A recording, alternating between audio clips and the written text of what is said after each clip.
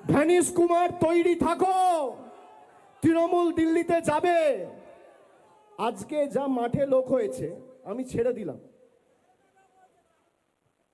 রাস্তায় পাটুলি থেকে আসার সময়, পাটুলি থেকে শুরু করে এই ময়দান অবধি প্রায় 20-22 কিলোমিটার রাস্তা, সোনারপুর হয়ে এলাম। রাস্তার দুধারে যা লোক ছিল, 1/3 লোক যদি দিল্লিতে যায়, জ্ঞানেশ কুমার অমিত শাহ বানের জলে ভেসে যাবে, চোখে দেখা যাবে না। খালি রাস্তায় যা লোক ছিল, বানের জলে ভেসে যাবেন। সৌরপ্রিয় বাবু, বানের জলে ভেসে যাবে, কবর খুঁড়ে নিয়ে আসবো, কবর থেকে তুলে নিয়ে আসবো। নেতার যদি এই ভাষা হয় তাহলে নিচুতলার কর্মীরা এইরকম আঙুল ভেঙে দেবে, কাউকে মেরে পিটিয়ে দেবে। আব্দুর রহিম বক্সি বলবে পাড়া ছাড়া করে দেবো, রাজীব ব্যানার্জি বলবে রক্ত গঙ্গা বইবে। এই হুমকি ধমকি কতদিন চলবে? এগুলো তো চেঞ্জ করতে হবে। না কিশলয়, কেয়াদি যে কথাগুলো বললো, আমি কেয়াদিকে কথাটা বলছি না। কেয়াদি একটা প্রবাদ দিয়ে শুরু করেছে, আমি একটা প্রবাদ দিয়ে শুরু করি। বাংলা একটা কথা আছে, লাথোকা ভূত বাতসে নেই মানতা হয়। তো যে ভূতকে লাথি মারার দরকার সেই ভূতকে লাথি মারা হবে। আমি বলি, হ্যাঁ বলতে দাও, তোমার সঙ্গে বলি।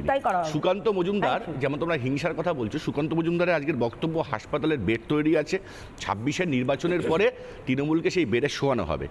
যে শুভেন্দু অধিকারী কয়েকদিন আগে বলেছে, মানে নারদার চোর, যেটা কেয়াদিরা বলতো, সেই নারদার চোরও এই কথাটাই বলেছিল যে বদলও হবে, বদলাও হবে। বলতে দিচ্ছি, আমি জাস্ট একটা অ্যাড করে দিচ্ছি, আমি একটা অ্যাড করে দিচ্ছি, একটু বলুন, আমি অ্যাড করে দিচ্ছি।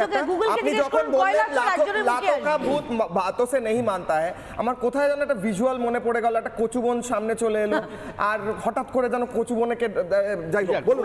ওগুলো হতে পারে, ওই যেমন শুভেন্দুর ক্ষেত্রে হয়েছে, টাকা নেওয়ার ভিডিওটা প্রকাশ করেছিল। প্লিজ দিদি, তোমার সামনে বলিনি। এবার কথা হচ্ছে, দেখো এই যে সুকান্ত মজুমদার, শুভেন্দু অধিকারী, এরা তো লাথোকা ভূত, তো এটা বাতসে মানবে না। আর যারা মনে করবে যে কেউ হুমকি দেবে, এই ধরনের হুমকি দেবে, থানা জ্বালিয়ে দেবো, শ্মশানে ঢুকিয়ে দেবো, এই ধরনের বিজেপির লোকরা যে হুমকি দেয়, তারা যদি মনে করে হুমকি দেবে, দেখো হুমকি দিলে তো তৃণমূল কংগ্রেসের আমরা তো তাদেরকে রসগোল্লা খাওয়াবো না। তাদেরকে পাল্টা যে যেরকম চাইছে, যদি কেউ গাছে বা একটু উঠতে চায়, গাছে বাধা অবস্থায় উঠতে চায়, উঠতে পারে। তবে এটা বলে দিই,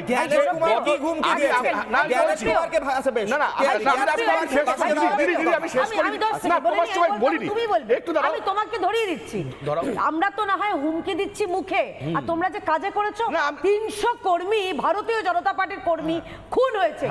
কোন জমানায়? মমতা বন্দ্যোপাধ্যায়ের আমলে, সিপিএম এর সঙ্গে তোমাদের যদি রাজনীতি থাকে, তৃণমূলের সঙ্গে সিপিএম এর এখন এত দোস্তি কেন? বলতে দাও না, বলতে দাও। রাজনৈতিকভাবে আপনি বলছেন না, জ্ঞানেশ কুমার হুমকি দিয়েছে। আমি হুমকি বলে না, জ্ঞানেশ কুমার ভাষিয়ে দেবো, হুমকি বলে না, মানে চলে ভাষিয়ে দেবো, ভেসে চলে যাবে, হুমকি বলে জ্ঞানেশ কুমার ভেসে চলে যাবে, ইলেকশন কমিশনার ভেসে চলে যাবে, অভিষেক বন্দ্যোপাধ্যায় ভাষিয়ে দেবেন। ভাই বলতে দাও আমাকে। না, আমি জিজ্ঞেস করছি, মমতা বন্দ্যোপাধ্যায়ের ভাইপো অভিষেক বন্দ্যোপাধ্যায় কি জ্ঞানেশ কুমারকে ভাষিয়ে দেওয়ার ক্ষমতা বা এলিজিবিলিটি রাখেন? প্রশ্ন করছি। সামনে দেখতে পারবে, সবে তো শুধু অভিষেক বন্দ্যোপাধ্যায় গেছে, এরপর যখন মমতা বন্দ্যোপাধ্যায় যাবে, তখন দিল্লিতে কি অবস্থা হবে ভালোই বুঝতে পারবে।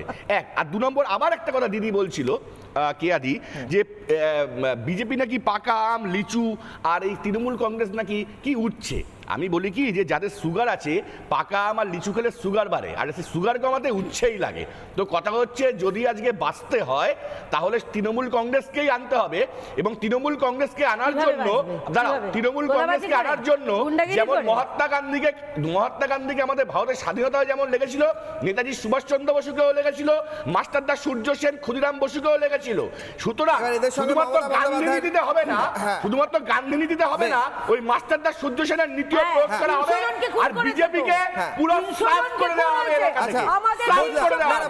বিজেপি বলে থাকবে না। 300 কার্যকর্তা খুন হয়েছে, ওরকম কত এলো কত গেল। মমতা ব্যানার্জি 2019 বলেছিলেন বিজেপি সরকার, বিজেপির প্রধানমন্ত্রীর কাছে যাব না, পরে তো সেই হাত জোর করে হুজুর করে যেতে হয়েছে নরেন্দ্র মোদীর কাছে। 2400 এক কথা বলেছিল, তাই বারবার যত বলে দেখুন, শকুনের অভিশাপে কিছু হয় না। সেটা অমিত শাহ কি বলেছিল?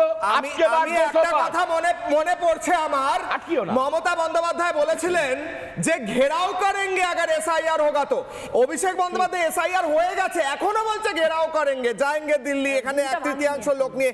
কবে ঘেরাওটা হবে স্যার? করুন না ঘেরাও, করুন ঘেরাও, কবে ঘেরাও হবে? আমার একটা কথা মনে পড়ে যাচ্ছে, একবার কোথাও একটা গিয়ে অবস্থানের চেষ্টা হয়েছিল, তারপর দুমদাম আওয়াজ হয়েছিল। নানা ধরনের কন্টেন্ট দেখার জন্য লাইক করুন, শেয়ার করুন আমাদের ফেসবুক পেজ, সাবস্ক্রাইব করুন আমাদের ইউটিউব চ্যানেল। পাশাপাশি অন্যান্য ব্রেকিং নিউজের জন্য অবশ্যই চোখ রাখুন রিপাবলিক বাংলায়।